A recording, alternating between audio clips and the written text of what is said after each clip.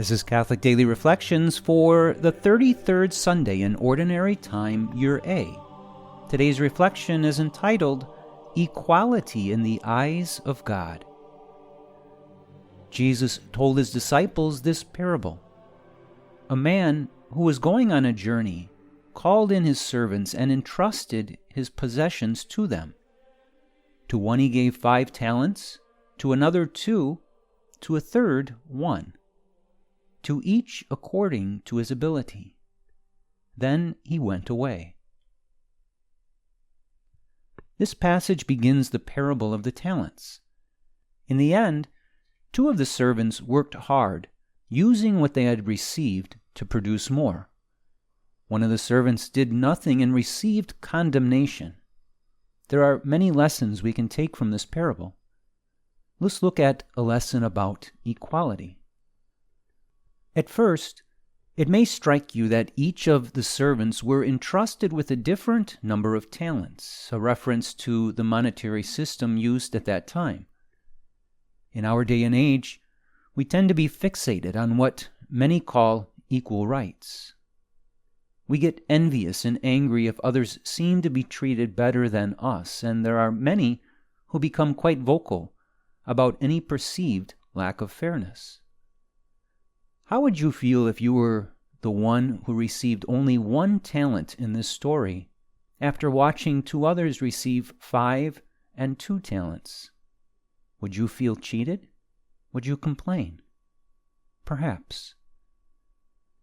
Though the heart of the message in this parable is more about what one does with that which is received, it's interesting to note that God does appear to give different portions to different people. To some he gives what appears to be an abundance of blessings and responsibility. To others, he appears to give very little that is considered of value in this world. God does not lack justice in any way. Therefore, this parable should help us to accept the fact that life may not always appear to be fair and equal. But this is a worldly perspective, not a divine one. From the mind of God, those who have been given very little in the view of the world have as much potential to produce an abundance of good fruit as those who have been entrusted with much. Think, for example, about the difference between a billionaire and a beggar, or about the difference between a bishop and an ordinary layman.